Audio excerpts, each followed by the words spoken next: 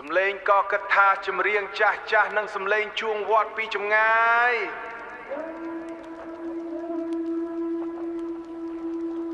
Cầm phò Cầm phò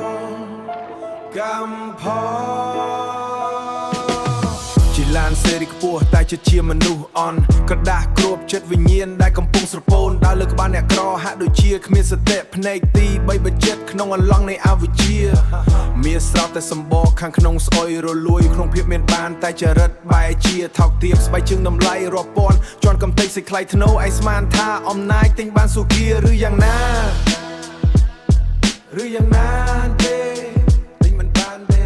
ផ្សាយបារីហុយចេញក្នុងរាត្រីដ៏ស្ងាត់ជ្រងំអង្គុយសញ្ជិតមើលកង់ឡានជីវិតឯងដូចជាកញ្ចក់ដែលប្រេះស្រាំរកលបែកចែងចាំងតែខាងក្រៅតែខាងក្នុងងងឹតស្លប់សំឡេងម៉ាស៊ីនក្រហមបំបិតសំឡេងនៃសីលធម៌ឯដើរផ្លូវខុសហើយក្មេងខ្ចីក្នុងលោកីឡានថ្លៃចរិតថោកវិញ្ញាណឯងសែនរហែករហាយមាសប្រាក់ពេញដៃតែចិត្តឯងសែនក្រឡានថ្លៃចរិតថោកវិញ្ញាណឯងសែនរហែករហាយមាសប្រាក់ពេញដៃតែចិត្តឯងសែនក្រមើលចោផ្កាយលើមេឃវាមិនដែលចុះមកចិត្តឡានឯងរំញ័រនៃសក់ក៏លោកមិនទទួលយកមនុស្សក្បត់ខ្លួនឯងឯសងវាមានលើខ្នងអ្នកដែលគ្មានបាយហូបចរឈាមឯងហូរលេលំដោយភាពលោភលន់កុំយកទ្រព្យសម្បត្តិមកវាវែងតម្លៃមនុស្សព្រោះថ្ងៃដែលឯងស្លាប់សតកម្មនឹងផលឡានទំនើបចុងក្រោយក៏ខ្លាចជាជាតិឯតែចាយតែវិញ្ញាណដែលស្អាតនឹងហោះហើរទៅកាន់ទីខ្ពស់ឯងមានគ្រប់យ៉ាងតែឯងគ្មានសន្តិភាពដេកលើពុកទុនតែយល់សពឃើញតែពួកជ្រាំឈប់អួតអានតែយល់សពឃើញតែពួកជ្រាំឈប់អួតអានពីលេខក្នុងកងធនាគារទៅមិត្តអើយព្រោះចរិតឯងពេលនេះថោកជាងស្បែកជើងឆោកជាងស្បែកជើង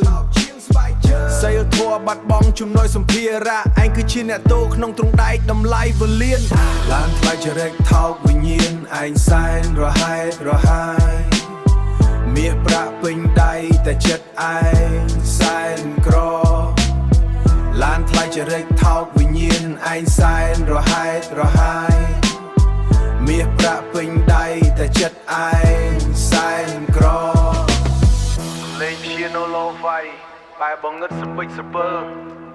ភ្ញាក់ខ្លួនឡើងមុនពេលដែលកង់ឡានឯងបែកកង់កណ្ដាលផ្លូវអបាយកម្មផលសំលេងចម្រៀងដាច់ទៅដោយភាពរ៉ែ